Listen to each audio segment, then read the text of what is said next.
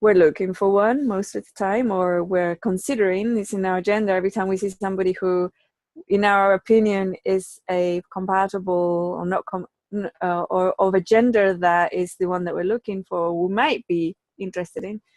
We look at them with that agenda. So they're too tall, they're too short, they're too skinny, they're too fat, they're too young, they're too old, they're too scruffy, they're too elegant. For what? Right? When we're walking around in town or whatever. And some years ago, I gave and created the Sex, Love, and Soulmates in the New Paradigms course. And at the time, people would say, why would you do that? You know, what's that got to do with ascension, with spirituality, with empowerment? A lot. Because it goes back into our focus, seems to be right there. If we don't have one, we're looking for one, always looking for one. If we are in one, then we stop. If it's satisfactory, if we are satisfied within the relationship, we stop looking. If we're in one but it's not satisfactory, or we don't meet our needs in that relationship, we're looking, we're still looking. Even when we enter into one, it's a life-changing episode. When we exit one, it's a life-changing episode. So relationships with a significant other, super important. And today I wanted, because we're looking at needs, I want to look at and focus on and maybe zoom into that whole perception that we have been taught, that it is the other person who meets our needs. Okay? Because that's actually not true. It's not the other person that meets our needs. And going into a relationship to have those needs met is usually a recipe for disaster. And thinking or hoping that we will meet another person's needs is also a recipe for disaster, because it is sorry, I'm gonna close this chat thing now. Because we start being or behaving or doing things that we wouldn't naturally or normally do in order to make sure that the other person's happy so they won't leave us, right? So, or we assume things about them. It's like, I assumed that Larry didn't like palaces and elegant locations. You know, I thought he wanted to live in a really, really simple, tiny space. And it was only like 2 weeks ago or something that I discovered that, through some vision boarding, that he liked elegance and palaces and all these type of things. And I was like, whoa, you know, wow, I totally unexpected that.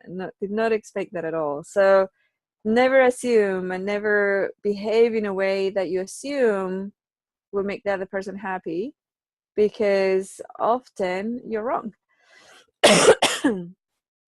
And often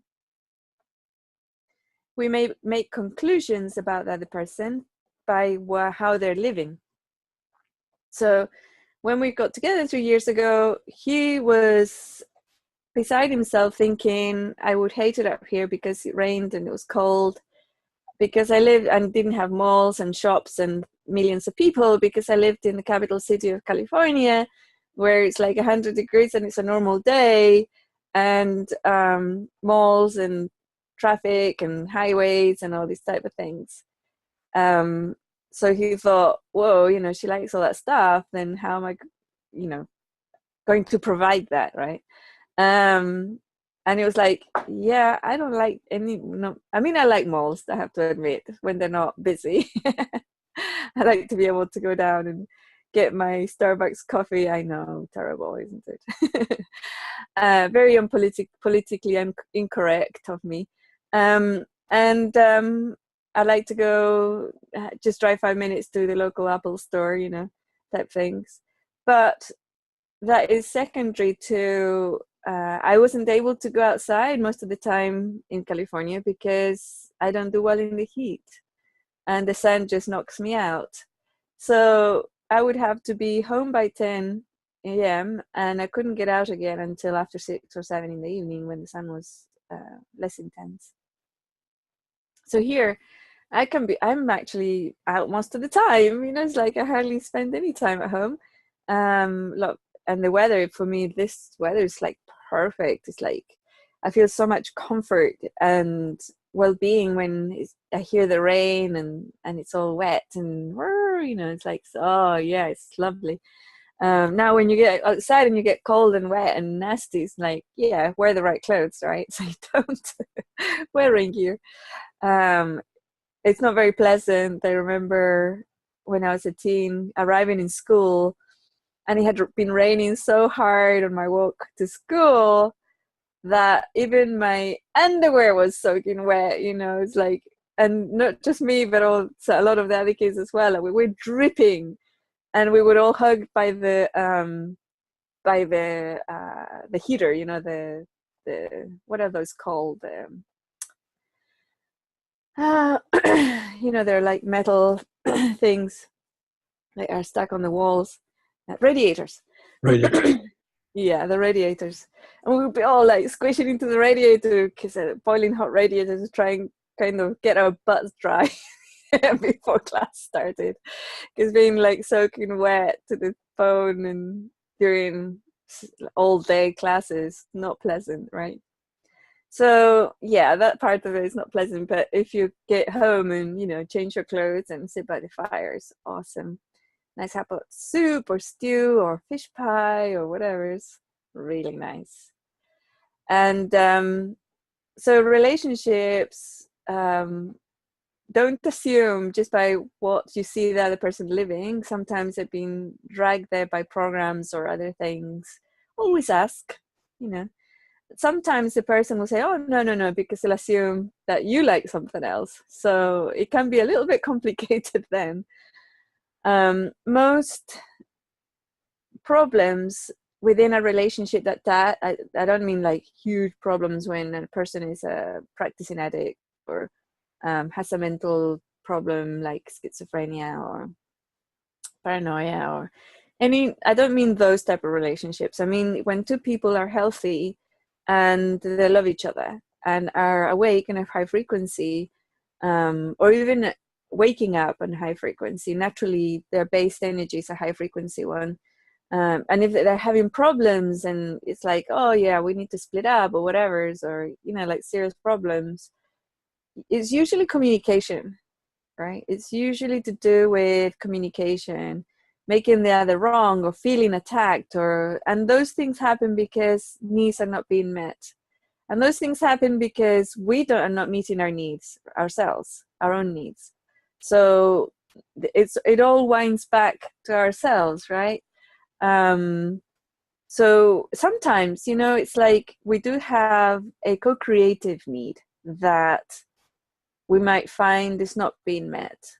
And it could be quite serious, a quite serious one. Like, I like to work all day, right? And that really brings me a lot of joy. Doing my job all day brings me a lot of joy. Another person doesn't like that. They want connection all day. They want to be conversing and talking and chatting all day. And the two don't meet because one of them needs that space, mental space. They need that mental space to be able to work. Another person sees that as a rejection. It's like, you're not with me right now and you're never with me, you're always working.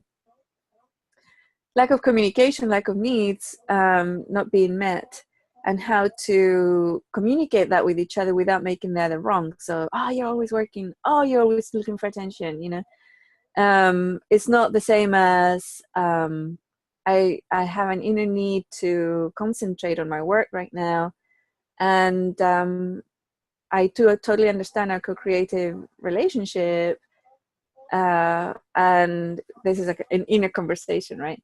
So my significant other really needs personal attention, like focused attention. So, I could split my day in half and do both, or maybe 2/3 working because I'm the primary person in my life and I really like that. I don't really need that much focused attention, so maybe I'll give her or him a third. And And that's what, if you're up for 12 hours, usually people are up longer than 12 hours. A third is what, 4 hours, I think. Yeah, okay, thank you. So, and then if you give somebody focused attention for 4 hours, you go, whoa, that's a lot, you know. That's a lot. When you think about, but if you think of it as a third of your time, it's not that much, you know. And then you offer, you can kind of, yeah, I totally know that focused attention. You don't say you need blah blah. So I totally know that focused time, quality time with each other is super important for our relationship, because it is, because the other person is one of their core needs.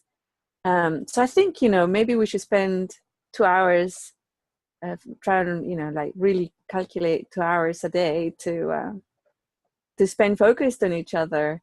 The other person's going to be so happy. It's like, whoa, I'm going to get 2 hours. Yay. You know, and you think, yes, I only have to do two, you know, not four. And you might find that actually it's really nice, and you expand it to four. And then the form of communications between men and women, and certain personality types as well. For a man to sit together, watch a movie for 2 hours, it's quality time, together time, and bonding time between men. But a woman sitting down, saying nothing, looking at a movie for 2 hours, that's me time. That's not our time. It's like, you're alone watching this movie. It doesn't matter who's sitting there. So it is really important to realize that the us time has to meet both of you, not just one. Calculated, and not by making the other wrong, you know. And if they answer, oh, you know, it's like, God, you know, you men, you're always blah blah blah, you know. So if you're a man, you go, exactly, I'm a man, thank you for realizing that, you know. And if they say, you women, blah blah, of course, you know, women are blah blah blah, so that's right, I'm a woman, thank you for realizing it, great, now you can totally understand where I'm coming from. They don't expect that. One of the really funny things about saying, I watched this several weeks back, a couple of months or 2-3 months ago, maybe more. I was watching this show by this guy who has a blog on YouTube, or a vlog, and it was hilarious because he asked women, so have you ever told your man, oh God, you're such a man, you're so, like, you're such a man, or you're so man-like? And she said, yeah. And what did you mean by that? It's like, oh, because he's, like, you know, always on his phone, or always watching TV, or blah blah. It was always something negative, right? And then they said that he asked the same question to the man. He says, well, has your woman ever told you, oh, you're such a man? And he says, oh yes, she did. And he says, what did that mean to you? That I'm strong and great and I'm fantastic and the best person on the planet. It was like so hilarious, because they hear, it's like, okay, and something that Larry said this morning too, it doesn't matter what you say, doesn't matter what you mean, it's what they hear. What did they hear, right? So be aware of that. Be aware of that what you say is not necessarily what they hear or what they think you mean. So always clarify, and say it in a way that you own the stuff, you know, you own the things. Don't move forward in a way that blames the other. And if you find yourself blaming somebody, it's like, oh, that person, blah, blah, blah, blah, blah, you're thinking to yourself. Then look at that energy and think, so which one of my needs is not being met right now, right? And I'm projecting that meeting of that need to that person. Is it they need to be heard? Is it they need to, what is it, you know, to be connected with, or to be left alone, to rest? Am I hungry right now? Do I need to nourish myself? What is it, you know? Do I feel safe? Do I feel unsafe right now? And all that type of thing. See what is it that you felt wasn't met, and you'd be really surprised. You will kind of the situation will diffuse itself really, really quickly for yourself, right? Not necessarily for the other person. And also, like any other skill that you start learning, don't project it onto the other person. You know, it's like, don't start saying when they shout at you that you're not doing the dishes, you know, don't start saying, oh, that's because you have a need for me to blah blah. It's like, yeah, no, don't do that. Or you have a need for the dishes to be clean, so clean them yourself. No, don't do that. Whenever you communicate with another person, always own what it is that's happening, and in any way that it affects you, own that effect, right? Look at it from your perspective, and why is it triggering you? What does it bother you? And then when you realize things and things are working, make it your own. You know, it's like, yeah, I totally understand that. In yourself, right? This conversation, I totally understand that having clean dishes is really important for this person I'm living with. So you know what? I'm gonna make an effort. I'm not gonna put an alarm on my watch, clock or phone that reminds me to do the dishes when it's my turn. So I kind of create that nice environment in my house. You doesn't say this to the other person. You say it to yourself, right? And then if it was not the dishes, it's something else, then it's not the actual dishes that was the need that's not being met. It's something completely different. So you start looking at the connections, right? You never make the bed. You're supposed to make the bed on Tuesdays and Fridays, and you never make them. Oh, so it's not the dishes or the bed. So what's happening here? Right? Because if you start making the bed, then it's going to be, you never take out the garbage, you know. So yeah, have a look and see what the common denominator of the energies are. Apart from you are the common denominators, but what is it that it's a running theme? What was being not met at that time?